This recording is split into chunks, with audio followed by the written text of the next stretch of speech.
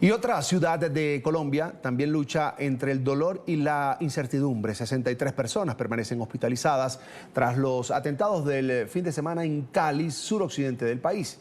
Al menos 6 están en estado delicado, entre ellas una niña de apenas 5 años que resultó gravemente herida. Hacemos contacto a esta hora con Ingrid Tobar, periodista de nuestra cadena aliada a Noticias RCN, quien tiene el reporte a esta hora. Ingrid, buena tarde. Carlos Eduardo, ¿qué tal? Pues mire, fueron 74 personas heridas que llegaron no solamente de las explosiones aquí en Cali, la capital más importante del suroccidente del país, sino también del departamento del Cauca, azotado también por esta escalada terrorista de las disidencias de las FARC.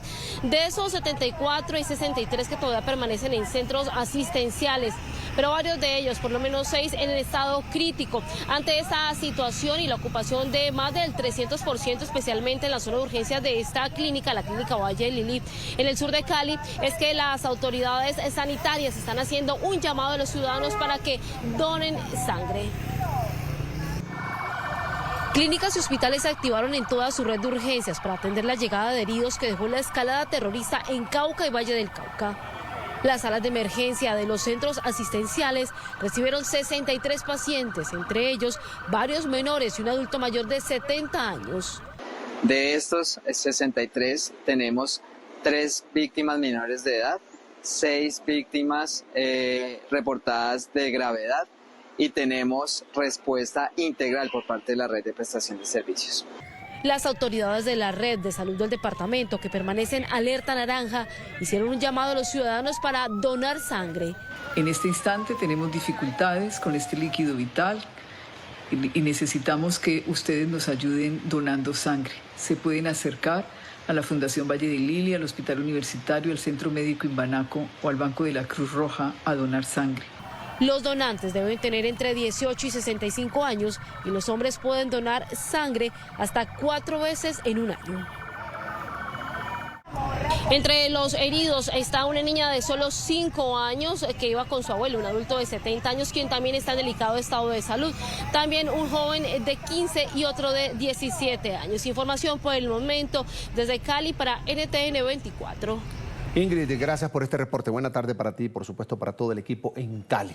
Conectamos a esta hora en Colombia con el abogado Emilio Archila, ex consejero presidencial, además docente e investigador de la Universidad Externado de Colombia. Está en pantalla. Doctor Archila, buena tarde y bienvenido a NTN 24.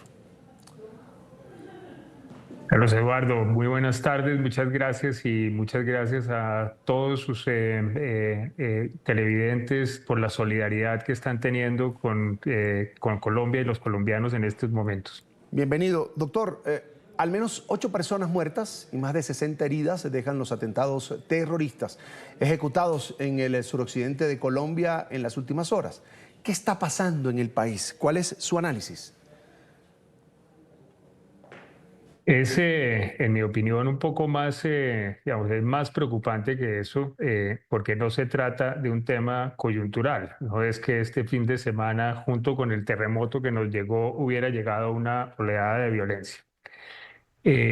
La situación de inseguridad de Colombia se viene degradando progresiva y aceleradamente desde hace 3 años.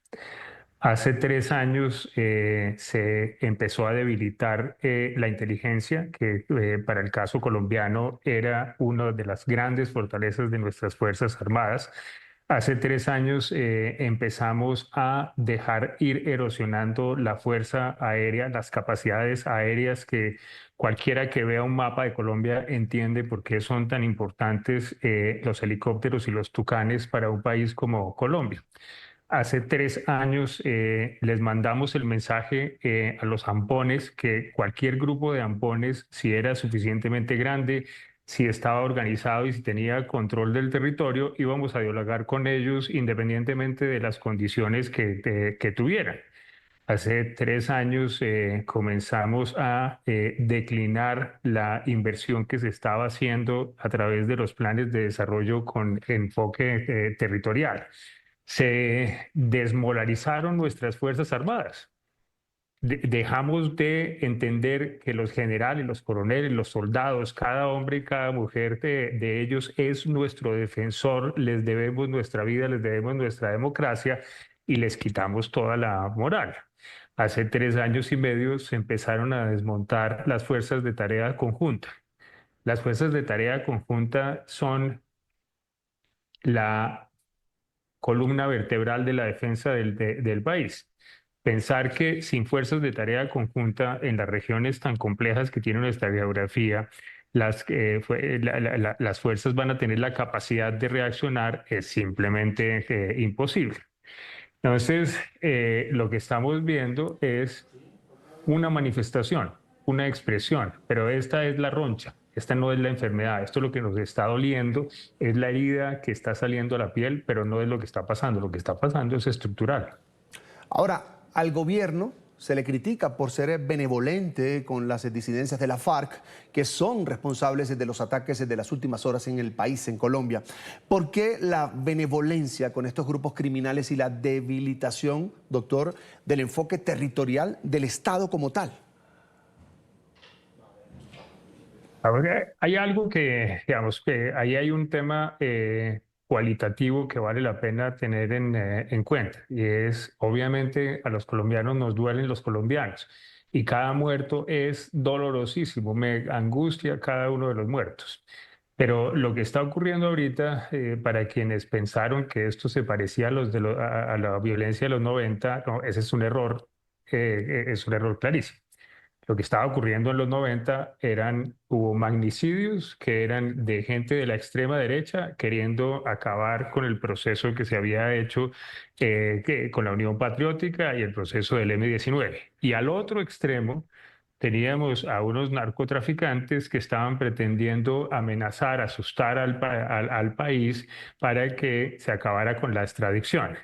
Pero teníamos un presidente, un ministro de Defensa, un ministro de Justicia, el ministro Longurtra, que es un ejemplo para toda nuestra generación, mostrando la cara y dando el combate.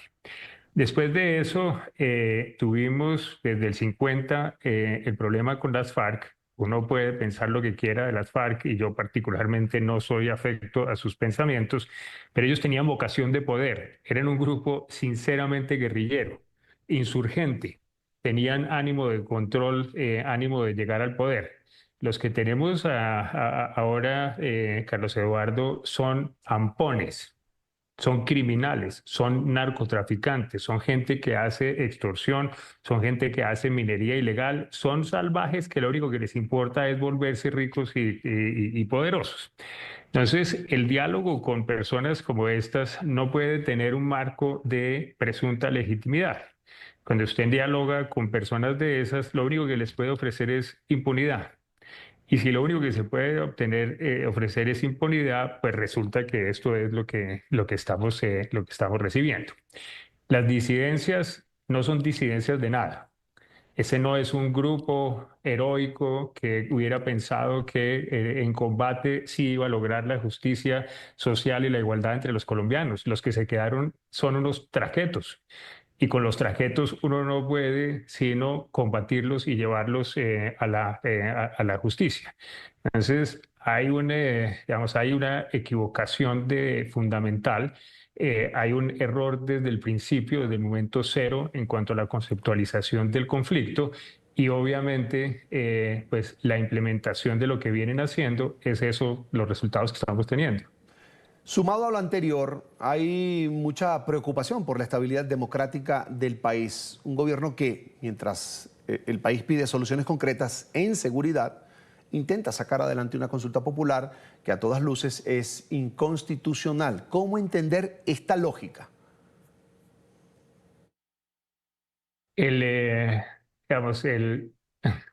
Cada vez que yo trato de entenderlo, no, me doy cuenta que realmente estamos distintos porque hacer uno lo que las abuelitas le decían a uno de ponte en los zapatos de él, ¿no? Resulta muy complejo.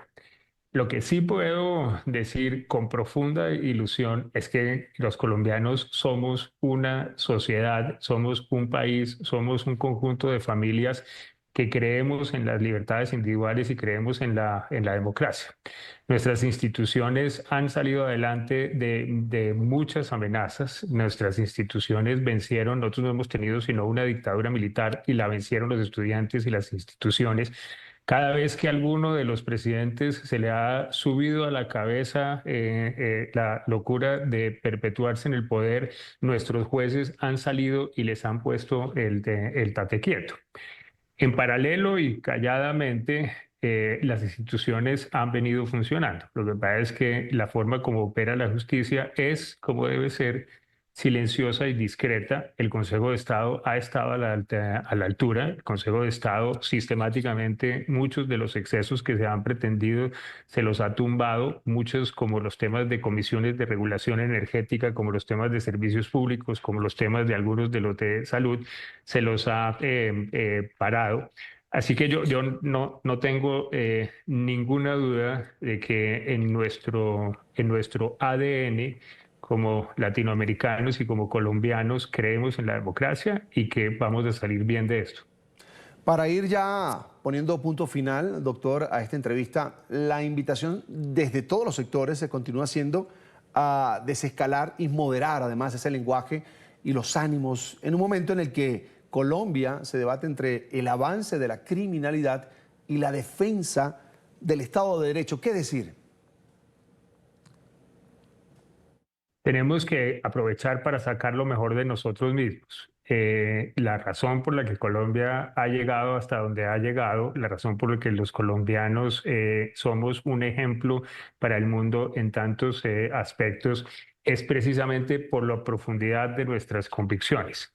Nosotros creemos en una economía social de mercado, nosotros no creemos en una economía comunista. Nosotros creemos en una democracia representativa en donde el Congreso hace unas cosas, el presidente hace unas cosas.